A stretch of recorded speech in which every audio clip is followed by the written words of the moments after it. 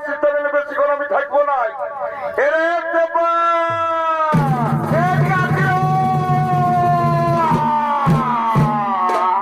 বাবু গো, মাইগো অসন্তোষীর মাইগো, দেখা হইল না গো। কি হয়েছে রে? মারি ভয়া মোটু সকালে গজ হয়ে পড়ে মরল নাকি? হ্যাঁ,